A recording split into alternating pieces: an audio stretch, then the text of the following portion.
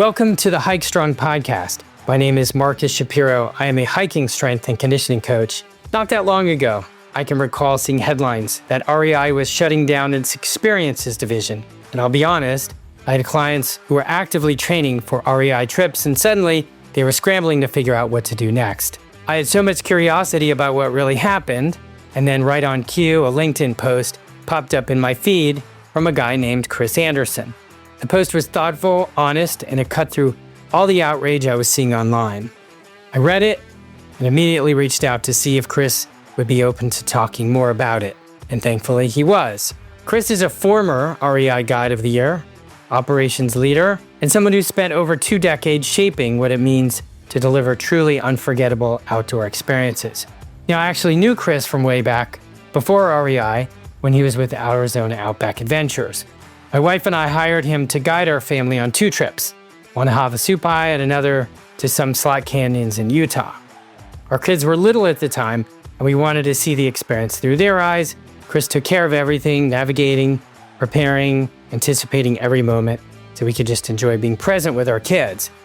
He was incredible, and honestly, that's part of what makes him the perfect person for this conversation, and especially part 2 of this series. But in part 1, we dive into the origin story behind REI's acquisition of Arizona Outback Adventures, the bold experiment to blend retail and guiding, and the rise of REI's experiences division, a business that drove member loyalty and revenue, but ultimately got shut down. This is a behind-the-scenes look at the intersection of purpose, profitability, and the reality of guiding in today's outdoor industry. And now, enjoy my conversation with Chris Anderson.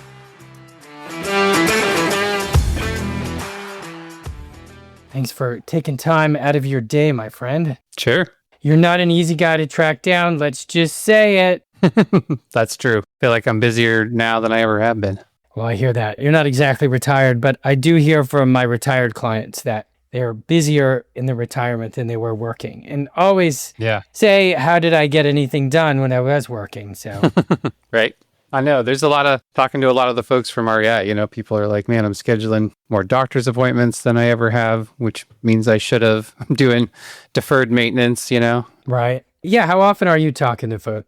Pretty regularly. I mean, there's a core group that I'm probably talking to almost weekly, bi-weekly, and then every once in a while you run across something that reminds you of someone else, so you reach out. And then, of course, there's it's not really rumor mill, but everyone's interested in what everyone's next steps are since it all hit everybody at once. So that's always a good topic of conversation. Or you see on LinkedIn that someone's got a new role, so you reach out and talk to them about it a little bit. So that kind of stuff's going on a lot. Okay. And not to name names, but an example of anybody that was with REI that's really hit on something pretty exciting. Maybe it's something entrepreneurial. Anybody do anything entrepreneurial that has some legs? That was probably one of the more interesting things about the way everything shut down. A whole group spearheaded by one of my close peers that worked with me on my operations team, Stu, up in the Pacific Northwest. They bought from REI we had 2 lakeside, bayside really, rentals locations in the Seattle area, and we were renting, kayaks and stand-up paddle boards and stuff right on the water. And that was part of the experiences business. And the team, before we left, kind of brokered these big packages of gear for employees only at about 20 cents on the dollar. So you couldn't buy an individual boat, but you could buy 60 boats and their accompanying, life jackets and things like that. And the purpose was for people wanting to maybe start a business. So up in the Pacific Northwest, he started a rental co-op, true kind of co-op company. So he got, 8 employee investors together, and they purchased all the gear, took over the contracts to the 2 boathouses on the water they're renting from the city. And they're about to open up, I think on the 17th. Tomorrow is going to be their first day of business for the season. So okay, that's kind of a fun, unexpected next move for some of those folks who wouldn't have thought their move, if they didn't have the REI job, would be to take over anything in REI space. But of course, that became a potential since REI backed out of it. And then there's other people that are getting some noteworthy jobs, director positions at Outward Bound and things like that. And then there's, I think, also interesting are the people that take a complete left turn and go work. People have some really interesting backgrounds at science and engineering and things like that who came to REI for other reasons and then kind of have gone back to that, at least in the short term. So Okay, got it. Interesting. So let's see here, my friend. We're going to talk about your wheelhouse, which is REI and guides. Okay, Yeah, so we're going to kind of split it up. Some will be melded together.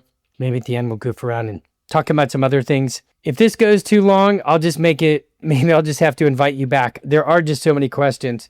sure. First of all, how many years have you been in the industry, starting from when you were a guide, through your REI days? Yeah, it's been 23 years now. So, Okay.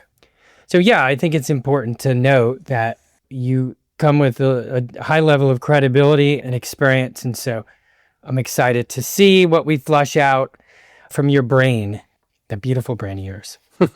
Let's flush it out right now. So we're going to kick do it it. in Spill it all out. right away. Okay. We're going to talk about the AOA acquisition. Okay. So Yeah. in 2019, REI acquired the profitable Arizona Outback Adventures. And then they melded that infrastructure with your, as you called it, loss leader, day programming, and educational classes arm. So walk us through like that boardroom rationale.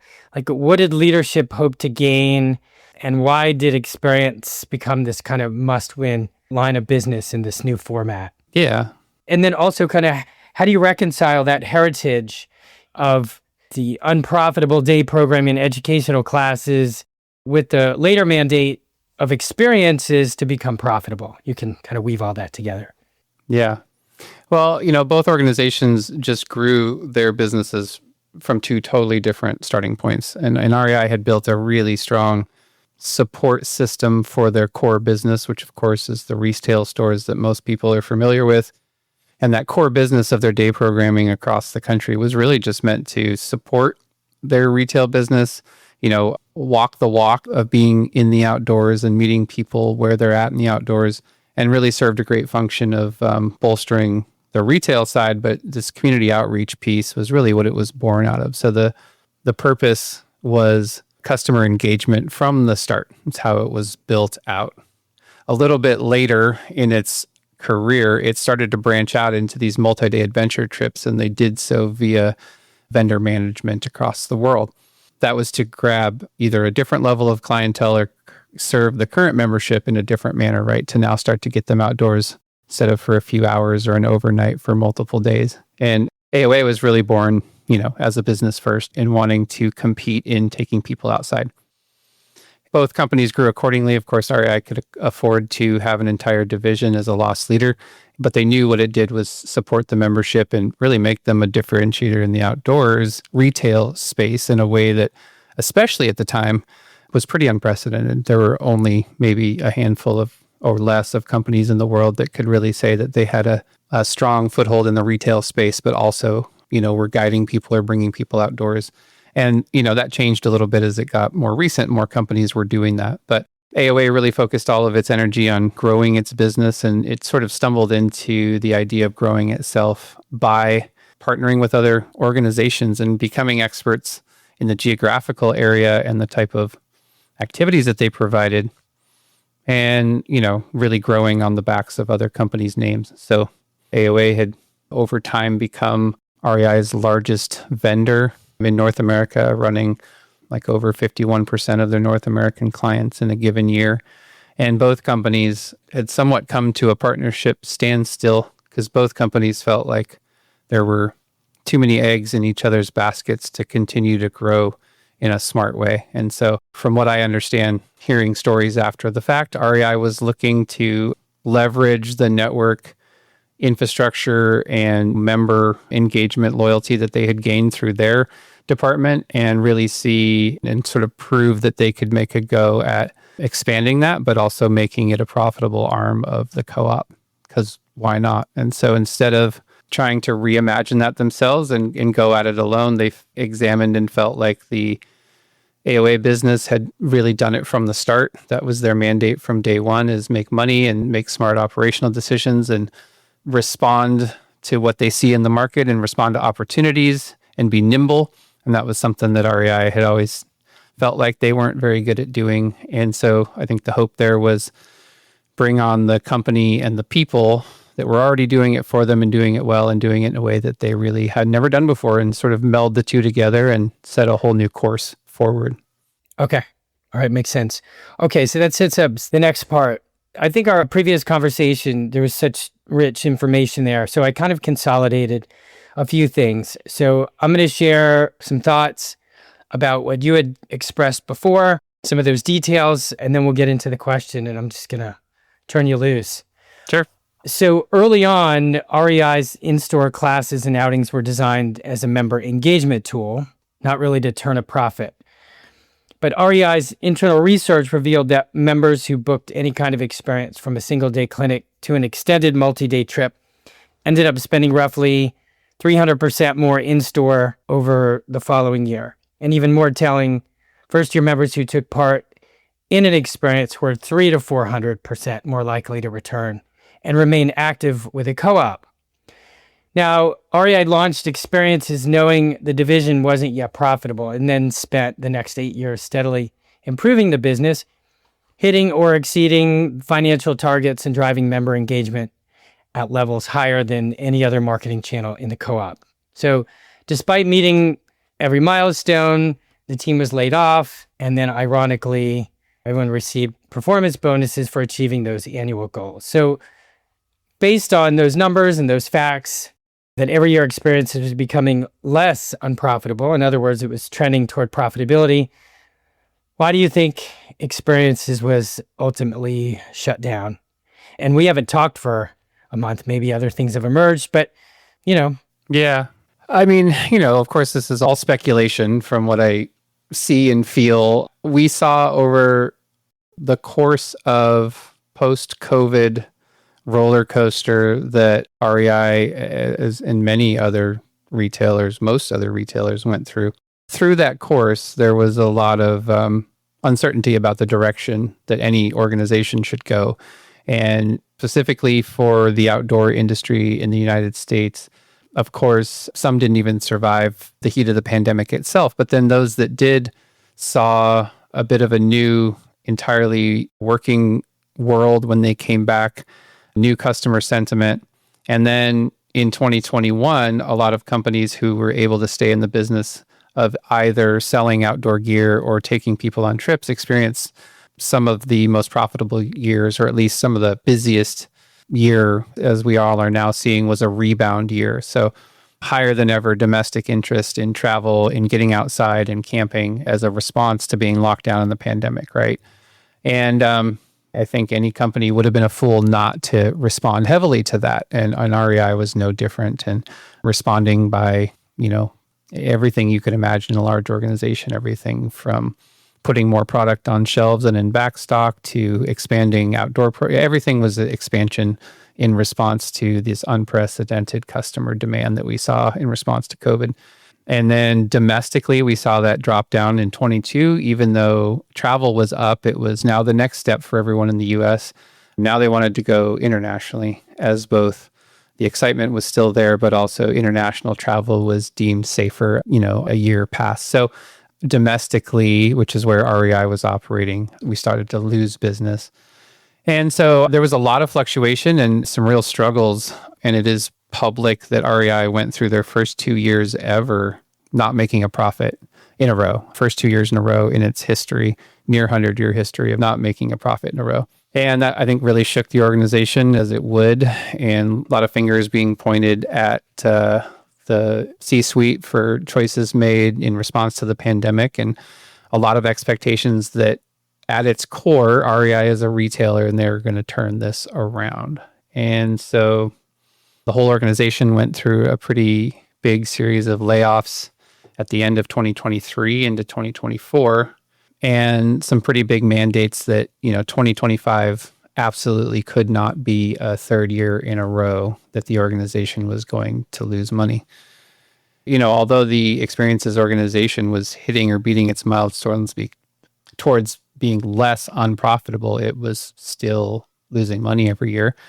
And I think in the course of those roller coasters of events and changes, from our perspective, you have to really believe that your loss leader is a loss leader for a reason. And we had, for all kinds of various reasons, we had some key high up leadership in REI that had sort of grown up as supporters of the experiences division or had been around for the new mandate or had been around before it and were excited by it. We saw a lot of those folks leave for all kinds of various reasons through that time. And I think from my perspective, what we were left with in mid 2024 as they were planning for the 25 season was probably an executive team that really felt like anything that was a distraction towards turning retail around was exactly that, a distraction. And they didn't feel like they had time for a long-term play or things that really we had only recently begun to truly quantify. So I think everyone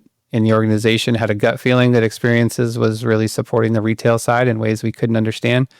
Our team had done work over the last 2 or 3 years to really support that with actual data, these customer metrics we're talking about retained first-year membership and how much they spend as a result of interacting with Experiences, but it was new data and it was, data that hadn't been supported for a long time. So, in my opinion, it was a very strategic decision to really focus on the core of what REI has always been, which is a specialty retailer first, and eliminate any distractions from that. And there's a very, very juicy low-hanging fruit of distraction that's not core product, and B, already not making money. So When it first was shuttered, the Experiences division, what was one or two crazy conspiracy theories that were floating around, if anything? Maybe there weren't any, I don't know. I mean, I think it was just wild. I think, we all saw 3 or 4 different versions of how to stop the bleeding that weren't as bad as this. So it all seemed conspiratorial to us because there were, from our perspective, other drastic but not so drastic options that made a whole lot of sense. If you turned off the internal day programming business that had started up as a loss leader and you went back to a national or an international vendor-led operator, you immediately go back to profitability again in a way that they had known for 25 years in the international travel side. So, there was lots of things going around as to just pure surprise that it went to this far. And I think the big thing that just caused a lot of question marks was, a month or so after they announced the shutting down, then they also announced that the CEO was stepping down and a new CEO was coming in. And so just the timing of everything caused a lot of questions to be asked. Was it the new and incoming CEO who wanted Experiences gone? Was this a last move of a CEO that was leaving? And what does that do if they're not there to see the outcome? And, but I think ultimately it just feels like kind of what I was getting back to in my initial assessment of it, which is just you have a broad scale leadership change at an organization that at its core is a retailer. And this has always been a little bit of a foreign body to them. It's not the same business. And now it is pretty much chock full of leadership who doesn't come from the outfitting space or the outdoor space. So I think it just makes a lot of sense on paper to say this is not what we do, so we're not going to continue doing it. But. Okay, interesting. I recall in your post, I don't know how soon after Experiences was shut down and you guys were let go, people were kind of demonizing REI. And if I remember correctly, your sentiment was you were frustrated. You didn't totally understand it, although you had some speculations as to why. But now let's segue into something you mentioned, I think, in that post I think it was about guides. And it was about REI paying guides the most of really any tour operator, or if not the most, they're at the top in alignment with, some of the other tour operators perhaps. And, that was an issue too that affected profitability. So I'm going to let you kind of segue into that and then I'll ask some questions. Yeah. Yeah. So, there was a lot of sentiment about being really frustrated at the decision REI made. And that's certainly a decision or a sentiment that I agree with. And I think speaking for everybody everyone was frustrated at the decision REI made because we all wanted them to understand how valuable this was for the customer and for the organization and believe in it. But and there was a lot of, what I was witnessing all over media, social media of any kind, was a lot of frustrated customers and members who felt like this was the only differentiator that REI had in a world of cheaper prices online and a lot of online shopping and all kinds of competition out there. What REI had as a differentiator was this experiences program, and they were really frustrated with them for not being able to see that. And I think my sentiment on there, though, was that, I guess I was frustrated that, really more frustrated that we had to want that. We were forced to want REI to believe because we couldn't make a case for ourselves in pure numbers, right? And in my ideal world, we should be able to provide the type of programs and really provide the type of job and career we were providing for this massive number of guides in a way that almost no other organization can, and certainly no other organization is doing at the scale we were doing.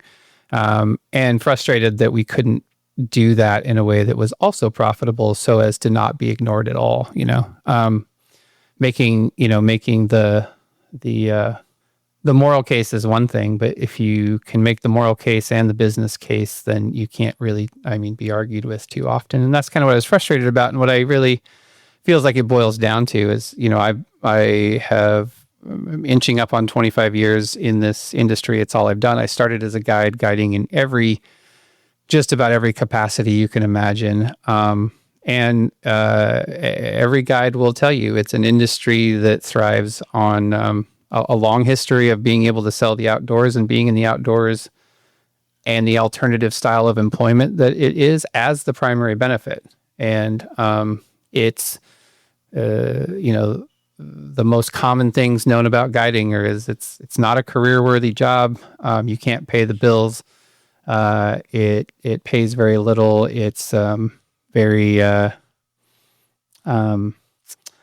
part-time for some. It's a stepping stone. It's what you do for the summer. It's what you do until you figure out what you really want to do, or you're on the fringe of normal, quote, society, and you move around a lot and you try to put together work and you don't take very good care of your health. And but man, you have the most enviable job of anybody, quote, because you're sitting on top of waterfalls and swimming in water holes and hiking the most beautiful places in the world. So because of that, the industry just has the biggest reputation for this isn't a career, this isn't what pays well.